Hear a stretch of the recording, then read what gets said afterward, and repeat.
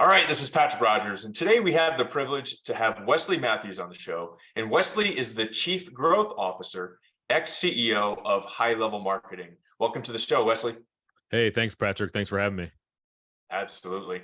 So a little bit about Wesley. He is a scrappy entrepreneur and former CEO and co-founder of High Level Marketing. He spent over 11 years driving the company's vision and strategy, helping to grow it from an idea to a powerhouse in the industry with over 50 employees now, revenues of over 7 million.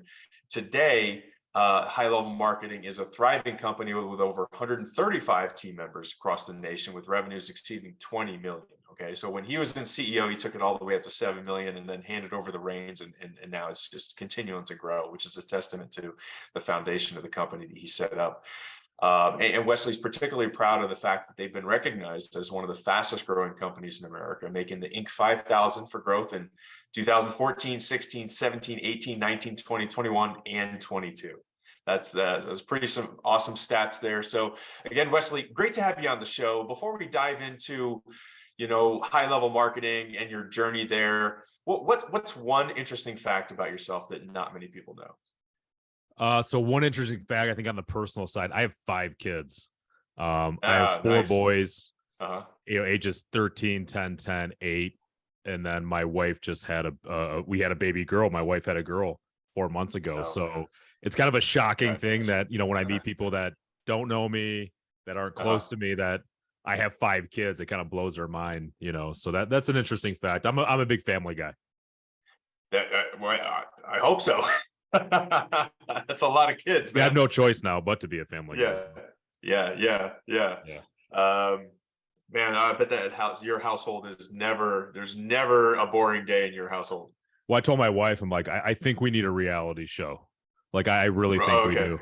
I mean, having 4 boys. Well, what's interesting about me though, like if I rewind back to like my late teens or 20s, I didn't think I was going to have any kids. So like the fact that I went from like 0 kids to 5, it's pretty wild.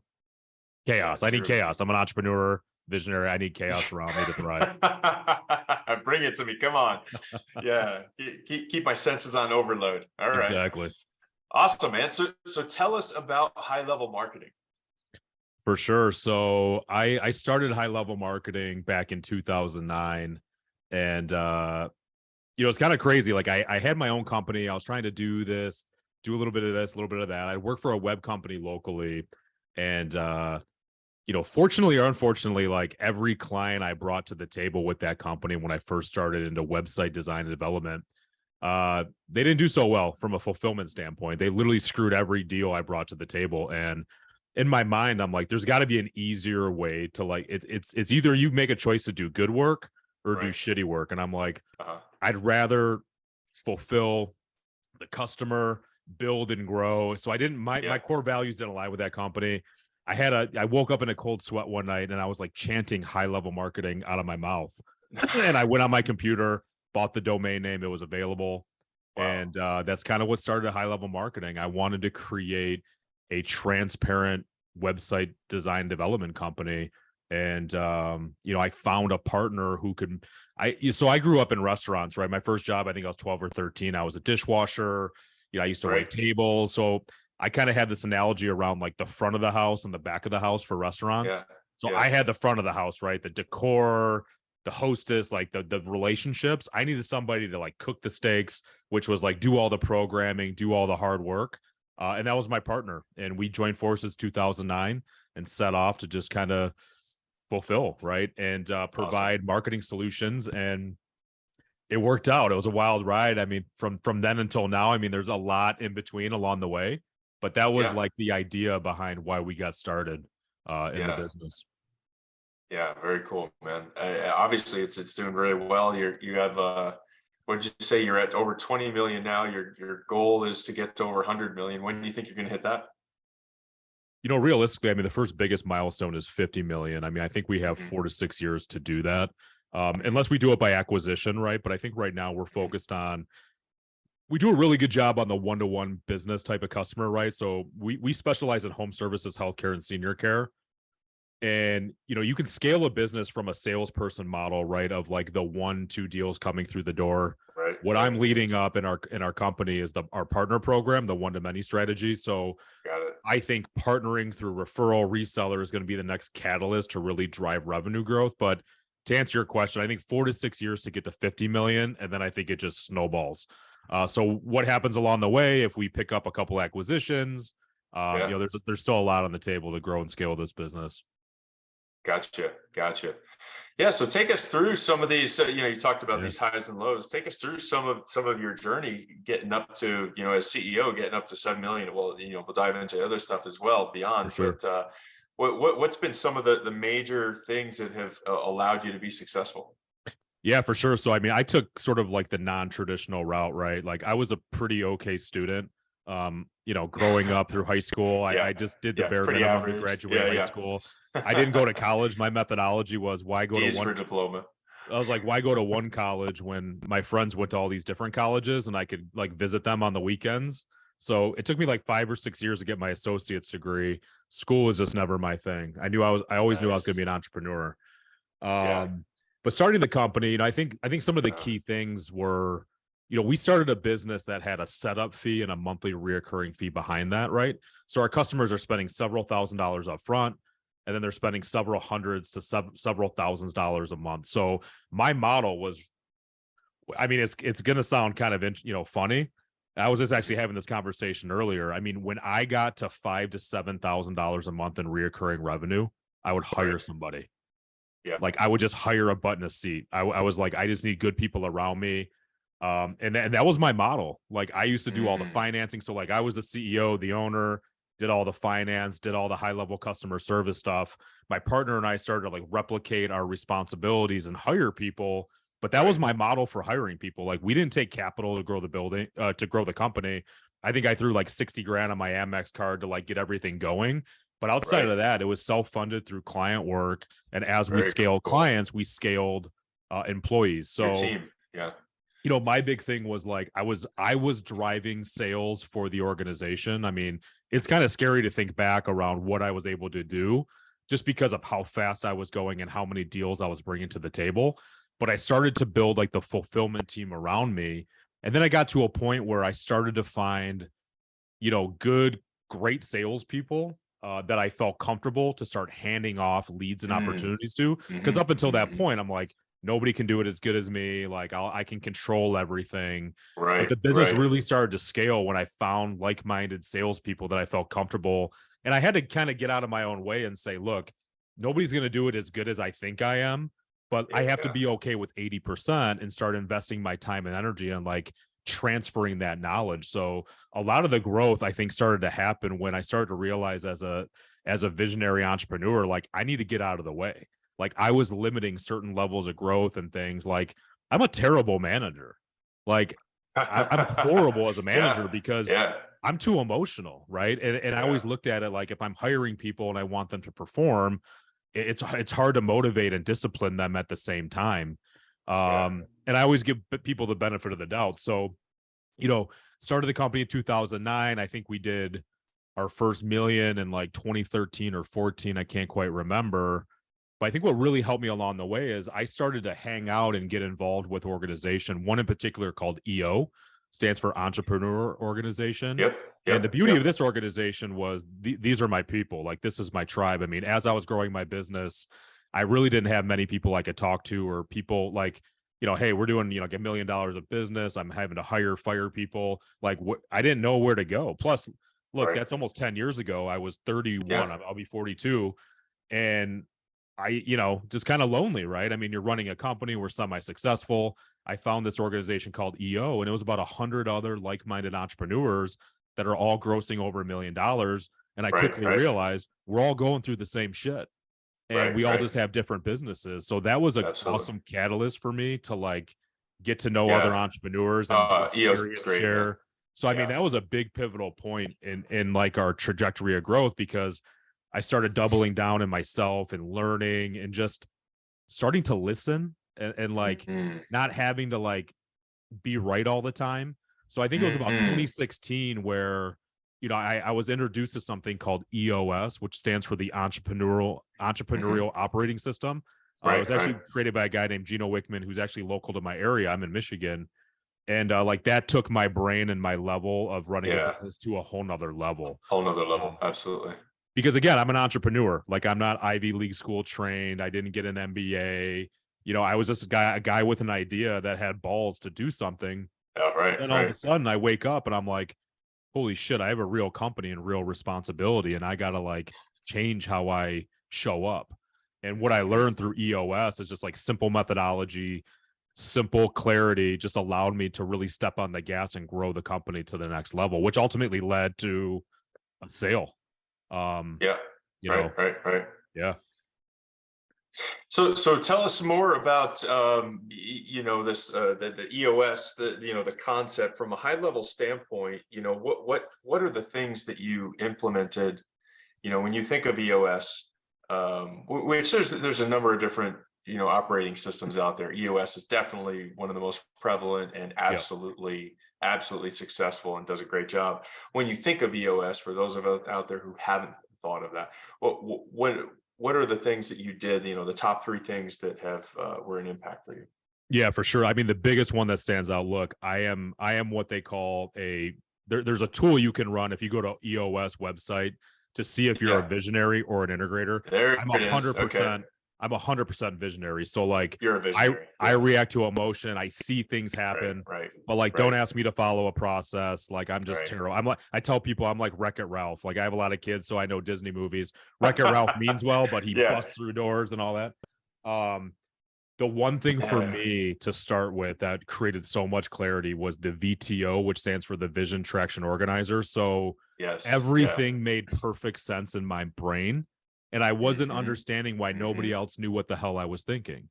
I mean, it sounds crazy to think about, but being able to put my thoughts around what are we doing as an organization on this really easy to understand tool called the Yeah, VTO, yeah, it yeah. allowed everybody to know what our revenue projections are, what the hell I'm doing. I mean, people probably they just thought I was like this rich CEO and I started this That's company and I'm making all absolutely they this money, do. right?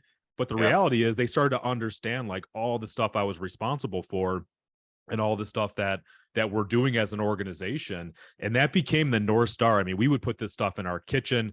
Every conversation we'd have or I'd mm, have and the leadership team would have would be wrapped around these rocks, everything that we're doing. And it really changed the dynamic of the company because then people started to realize like, holy shit, like we're checking stuff off the box, we're making momentum. yeah, It showed yeah, that there was opportunity for growth. That to me was, I was terrified. I'm like, you want me to show numbers to my employees? Like, this is crazy. Like, they don't need to know that. And then the sooner I realized that, mm, the more transparent I could be, the more respect people had for me. And then I could speak openly and fluidly about everything. That took my relationship and just the company, I think, to the next level. yeah, Because now people really understood, man, like this guy's got clear vision. He's delivering, we're delivering on these items, you know, because look, up until that point, I could change my mind violently in a day.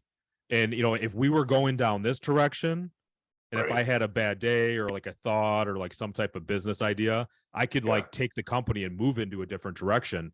And what this VTO did for me as an entrepreneur and a visionary, it put yeah. guardrails and it kept me Holds you honest, accountable. holds Yeah, me yeah, accountable. Cause like if you're looking absolutely. around, like Yeah, who the hell's holding this guy accountable? Nobody, right. right? Nobody. A Yeah, lot of people around me were yes men, and all I could do is stay true to that and say, this is my word, this is my commitment, and I'm going to deliver this. Like, you do your part, I'll make sure I do my part.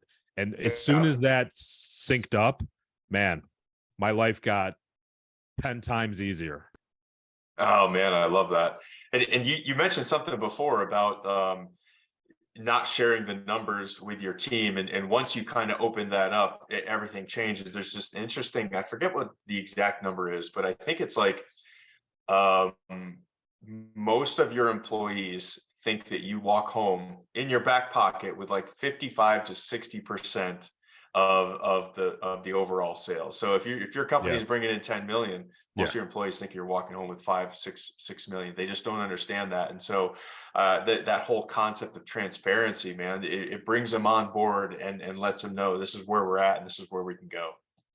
And I started, and one of the interesting things about EOS, it's big on visionary and integrator, which in simple Yeah. terms, it's CEO and COO. And when I Right. started implementing this process, my eyes, like I created a bonus program for my team. I mean, that was a big rock and a big initiative that we put Yeah. out because Yeah. people, look, if you're in sales, right, you're making money and you get bonuses and you're the hero, right? But everybody else is like, well, how can I get excited or how can I make an impact?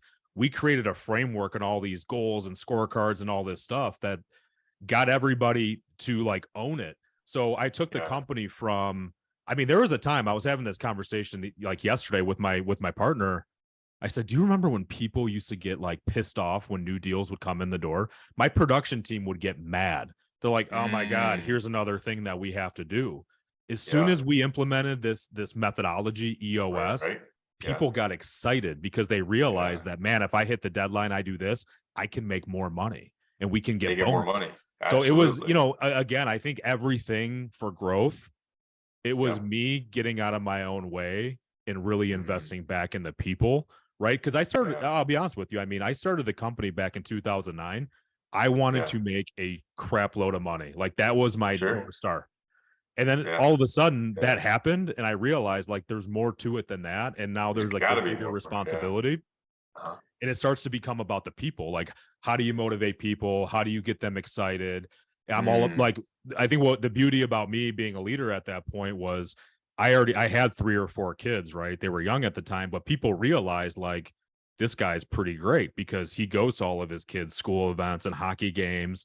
And if I need to stay home because my daughter's sick, he's not going to freak out. I try to right. humanize it to be like, look, before COVID, like I was super flexible, didn't care where people worked. We started leading the organization around KPIs and getting stuff done. I didn't care if you were at your desk, where most Mm, companies are like, you got to be here at 9, leave at 5. I'm like, absolutely. I don't give Sure. a shit how you do it, where you do it, just get it done. And if you can't, let's have a conversation to figure it out. So it was actually like looking back, I tended to complicate everything, a lot of things, but then like implementing EOS and just keeping things simple. The one other thing that EOS really did for me, I'll never forget going on vacation with my wife, and she's like, "Oh man, like, how are you going to deal with this?" And you're getting so many, I was this guy, right? I'm always on my phone, I'm answering emails, putting out fires, Yeah. and Right. I'm Right. feeling, Yeah. wow, I've got so much accomplished. Yeah. My inbox went to like almost zero because we started running the most efficient meetings weekly that actually meant something and were effective. And my Yeah. team realized like we can get so much accomplished in that meeting. And then for the rest of Mm, the week, just do your thing. I'm not saying nothing came mm, up or no mm. emails were sent, but the reality was it empowers the team members, the leaders to do stuff themselves, right? And I didn't have to be the hero and try to be everything to everybody. It's like invest in the people and they'll take care of the rest. Absolutely. And I mean, that's just your ability to become the chief growth officer and focus on what your zone of genius, right? Your ability to have that is a testament to exactly what you're saying. You wouldn't be able to do that without that. So so tell us about your journey since becoming the chief growth officer. What are you focusing on? Yeah. So, and right after COVID happened, again, I kind of looked in the mirror and said, I don't think I'm the guy to take this company from 7 million to 50 million. And Love the humility, man. one thing in EOS I learned that stuck with me forever. Some guy looked me dead in the eye and he said, at some point, you have to take an entrepreneurial run company to a professionally managed company to scale it. And I really Mhm. felt at that moment in time like, I'm not the guy. I want to partner. I want to figure something out. So essentially, was connected with this other like-minded digital agency out of Alabama. Yeah, Met the CEO. I didn't have any intentions of doing anything. Long story short, we ended up consolidating the companies. We retained High Level Marketing as the name. Um, yeah, I'll be dead honest with you. I lost aspirations to continue to be the CEO. I just felt like I'm an entrepreneur, and I knew that if I could sharpen and focus on the next thing for the business, we could right. then get to 100 million and continue to scale. So it was kind Awesome. of like a serendipitous moment where everything sort of came together. So Yeah. the easiest transition for me was to go to chief growth officer, and I've been working on our partner program. So I think for growth, right? Like I mentioned, we have we do an amazing job one-to-one direct to consumer, where Right. our business, where home service, healthcare, senior care, we do website design development, organic Sure. optimization, and paid Sure. search. We do that so well, but you can only scale that model so far, right? Right. So for me to get involved in building out our partner program, so people referring us business, reselling our product, that's the 10x model, and that's an Mm. important recipe to get the company to where it needs to be. And I feel very entrepreneurial. I feel very good about I'm leading that effort and that Mhm. scaling of the business. While I'm Mhm. not in the weeds, right? I am no longer in day to day, which was a big reason for me to consolidate. Like I was just Right. burnt out. I was just like, I'm Right. not a good day to day guy. Like I need to be out Right. shaking hands, kissing babies, promoting our brand. I Yeah. don't like being in the weeds. I stopped having fun. And I'm like, a big analogy I use is, and again, I'll use it because I have kids. High level marketing was at a point where, when you have a baby, you have to take care of that baby. You got to feed the baby, you grow. That kid at some point is going to be 17, 18 years old. And if you did a good job, they're ready to go out there in the world. Right. And I felt Yeah. like that's where high level marketing was. It was ready to take that next step. And I kind of gave it my all. Plus, I'm Yeah. 41 and a half. I have other things I Yeah. want to do. I'm Yeah. super entrepreneur. Everything just made a lot of sense. And Sure. yeah, Sure. it's worked out. So it's been 2 years since that. And I've been deep in the weeds on the partner program, getting entrenched in that world, meeting a ton of people, learning every day, and still, scaling this company up. We have a lot of aggressive goals and a lot of things that we're looking to do. That's awesome, man. So you mentioned too that your churn of employees is down to virtually zero. What other kind of things have you guys done to really drive that retention and employee satisfaction? Yeah, I know. I think Zoom's been really tough, right? I mean, just COVID rather has Sure. been Sure. a Yeah. pretty big Yeah. Yeah. Yeah. a big Right. challenge, right? Because I mean, somebody essentially Yeah. now can just like log off and never see you again. Right. Um, I think communication. I think we've used a tool. I mean, I'm sure a lot of people know about it, but like Slack, that's been a great Sure. tool to stay connected. But again, I think just continuing to be transparent with our team, with our customers, being clear on the rocks and the goals that we're setting and what we're trying to accomplish, and making sure that everybody feels that what are they doing to be a little bit of a part of that, and how Mm. do they align themselves to the greater goal.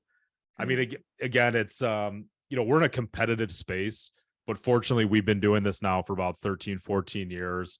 We have Yep. a lot of great customers. I mean, we have over 2,000 customers. So I think for us, we're a good opportunity. Like, I never thought I would say this, but like, because my brain goes back to like early on and trying to start a company, but we're a good company now for somebody that's just trying to break into the industry where we would look really good on their resume. So like, I'm not saying we're a household name, but there's a lot of Uh-huh. people that know about us, the work we do, Right. Right. and it's been fun. And I think it's just it got bigger than me, and Yeah. it's kind of cool to like, yeah, to look back and be like, I started that like out of my basement. That's It's kind awesome. of crazy. Yeah. Yeah. So what do you think are going to be your biggest challenges to growth going forward, Wesley? Yeah, so like partner program sounds easy. It's super difficult, right? I Is mean, it?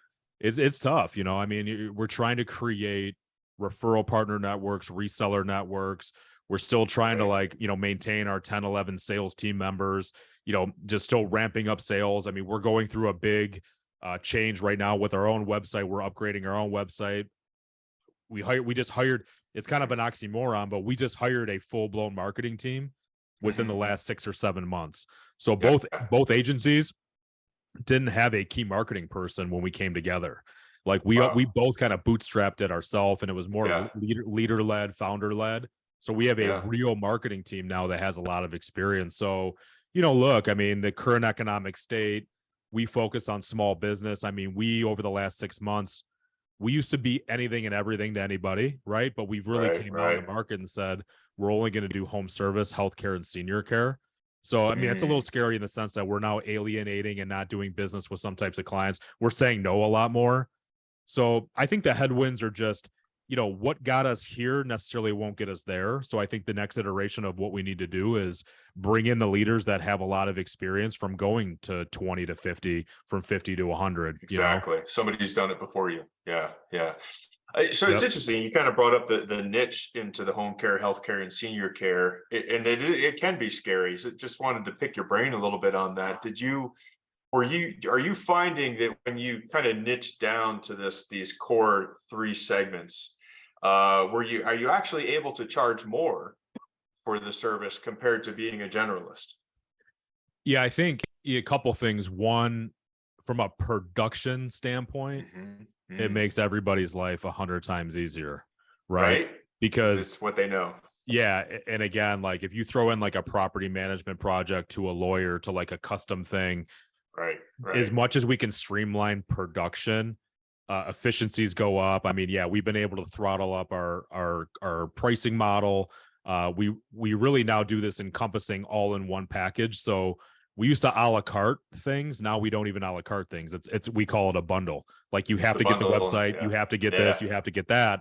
And I'll just Right. say it's created a lot of efficiency, which Mm. ultimately, not like we've been able to charge a lot more, but the efficiencies have driven more Internally. Yeah. profitability Sure. and streamlined Sure. efficiency for sure. Yeah.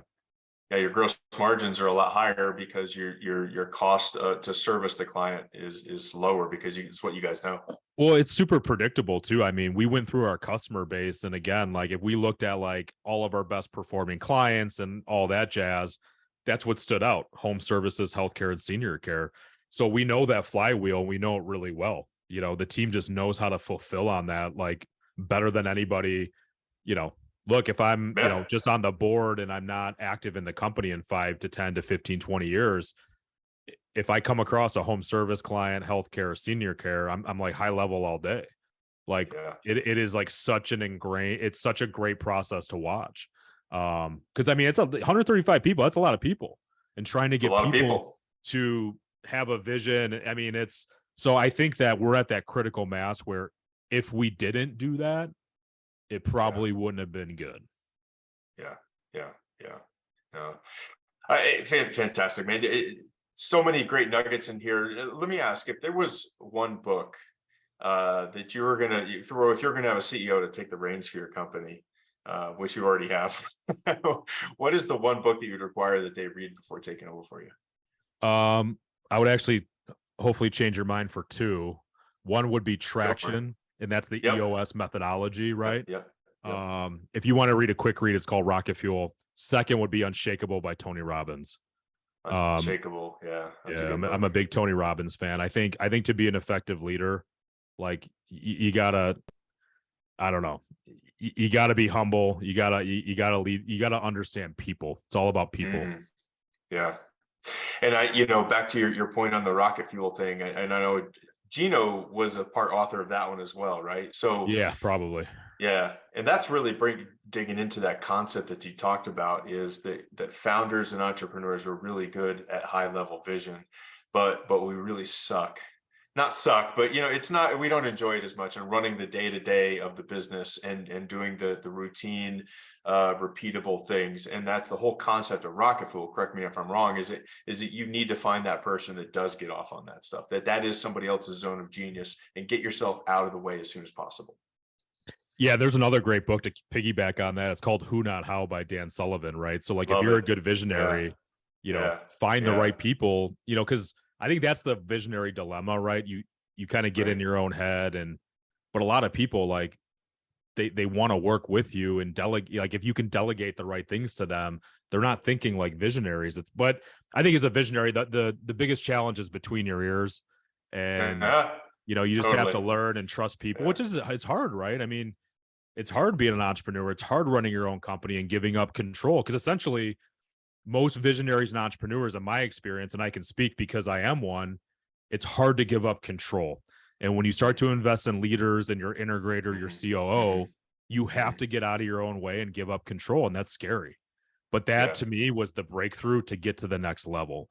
And sometimes people don't want to do that. That's okay. But for me, it's like you got to be growing. I can't do this. If I'm doing No. this, it's No good. and yeah, it's no good.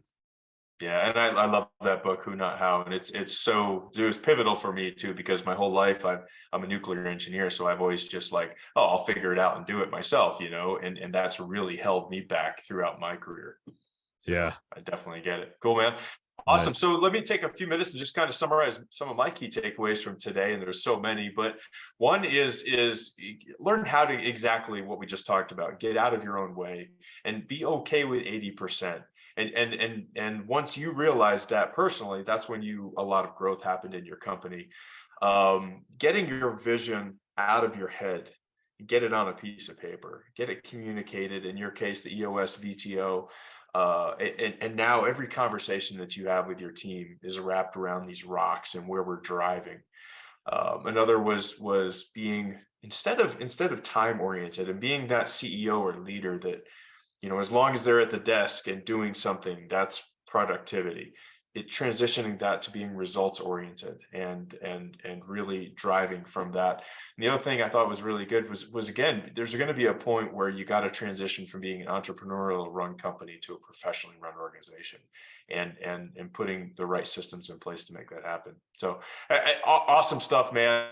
Let me ask Wesley. So if there was one takeaway that you would really want the audience to absorb from today, what would that be? Yeah, humble yourself. And I mean, just talking to you and you asking that question, it goes back to like team members and the people. And it just takes me back to the idea of like, at some point I thought I had to be the guy, I was the guy. Right. And then I realized it's really about the people and the team members. And, how do you invest in your team? And one thing I did, and I feel pretty good about it as a leader, when I would hire anybody or they'd come into the company, I would find out like, what's your favorite food? What's your favorite drink? And I used to personally like drive to the grocery store for their birthday, like pick up a 6-pack of their favorite beer, maybe buy them a candy bar and like write a card. Like genuinely, like I gave a shit. Like it wasn't like some bullshit my assistant did. It was like, and I would go up to them, or before they got there, I'd put it on their seat.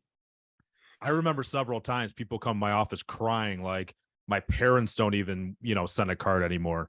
Nobody cares about me anymore. And I think it's just when you can look at your people to be like, these are the ones showing up every day, investing in the company, believing in you, like that's when your company is going to go. And it took me years to figure that out, because it's always like, I'm driving it, I'm doing this, I'm the one. But the reality was, the second I could let go of that and really focus on where it mattered, man, things just took off. Love that, man. Humble yourself. Very cool. Yeah. Well, hey, Wesley, if any of our listeners wanted to reach out and utilize high level marketing for services or to get in touch with you, how can they do that? Yeah, for sure. So you can find me on LinkedIn, Wesley, last name Mathews with 1 T. Go to the website, High Level Marketing, HIGH Level Marketing. Would love to connect. I know there might be some questions around EOS. I love EOS. It changed my life. I love giving experience, share feedback. So happy to help if I can. Awesome. Wesley, thanks for being on the show. It's great to have you. Thank you so much. You bet, man. So for the listeners, please hit like and subscribe and help us spread the word about the show and what we're doing here. We're helping the next generation of leaders and CEOs be that much more successful. With that, we'll see you on the next episode. Thanks a lot.